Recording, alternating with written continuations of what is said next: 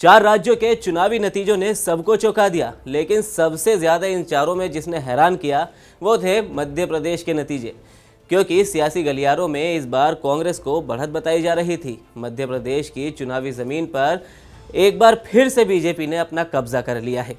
MP में BJP 2003 से लगातार सत्ता पर काबिज रही है। हालांकि 2018 में कांग्रेस की वापसी तो जरूर हुई थी, लेकिन महज 2 सालों के अंदर ही ज्योतिरादित्य सिंधिया की बगावत के बाद उसके हाथ से सत्ता फिसल गई थी और एक बार फिर से यहां बीजेपी की वापसी हुई और सीएम शिवराज की दोबारा ताजपोशी हुई। 2023 के चुनाव में भी एक बार फिर बीजेपी जीत गई है। बीजेपी की जीत की वजह क्या रही है? पीएम मोदी का चेहरा, या फिर अमित शाह की रणनीति, या फिर सीएम शिवराज की योजनाएं? इस वीडियो में हम बीजेपी की बम्पर जीत के क्या कारण हैं, यही समझने की कोशिश करेंगे। तो सबसे पहले बात करते हैं सीएम शिवराज की लाडली बहना योजना की, जिसने चुनाव में उनकी जीत के लिए बड़ी भूमिका निभाई है। सीएम शिवराज ने चुनाव प्रचार के दौरान लाडली बहना योजना के तहत प्रदेश की करीब 1 करोड़ 31 लाख महिलाओं के अकाउंट में 1250 रुपए की 2 किस्तें डाली थी। इसका पूरा फायदा बीजेपी को मिला। महिलाओं ने बीजेपी को बढ़ चढ़कर वोट दिया और इस चुनाव में महिलाओं ने करीब 34 विधानसभा सीटों पर पुरुषों के मुकाबले ज्यादा वोटिंग की है, जिसका बीजेपी को सीधा सीधा फायदा भी मिला। यही नहीं, खुद पीएम मोदी ने भी अपनी कई चुनावी सभाओं में लाडली बहना योजना का जिक्र किया था। मध्य प्रदेश के चुनाव में भी बीजेपी ने हिंदुत्व का कार्ड खेला। गृह मंत्री अमित शाह, यूपी के मुख्यमंत्री योगी आदित्यनाथ और खुद सीएम शिवराज सिंह ने हर रैली में राम मंदिर का जिक्र किया।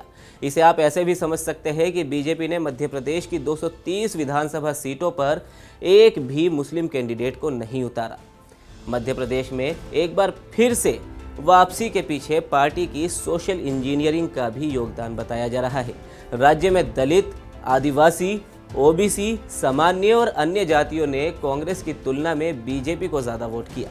कांग्रेस सामान्य और ओबीसी वोट की लड़ाई में बीजेपी से काफ़ी पीछे रह गई, जिसका खामियाजा उन्हें हार के रूप में चुकाना पड़ रहा है। मध्य प्रदेश में पीएम मोदी के चेहरे पर भी चुनाव लड़ा गया। पीएम मोदी ने राज्य में करीब 14 रैलियां की है। पीएम मोदी ने हर रैली में सरकार की कल्याणकारी योजनाओं का जिक्र किया और अपने काम पर वोट मांगा। वहीं गृह मंत्री अमित शाह ने चुनाव के लिए जो रणनीति बनाई, उसमें वो सफल भी साबित हुए। अमित शाह ने खुद चुनावी रणनीति की कमान संभाली। कांग्रेस की मजबूत सीटों पर बूथ प्रबंधन किया गया, नाराज नेताओं को मनाया गया, जिसका फायदा इन चुनावों के नतीजों पर मिला। बीजेपी ने जब विधायक के चुनाव के लिए अपने सांसदों को मैदान में उतारा तो यहाँ कई सवाल उठाए गए। आखिर बीजेपी इस फैसले को क्यों ले रही है? तो बीजेपी की क्या मजबूरी है? बीजेपी का यह दांव काम कर गया। नरेंद्र सिंह तोमर, फग्गन सिंह कुलस्ते, प्रहलाद पटेल जैसे नेताओं को मैदान में उतारना बीजेपी के लिए मास्टर स्ट्रोक साबित हुआ।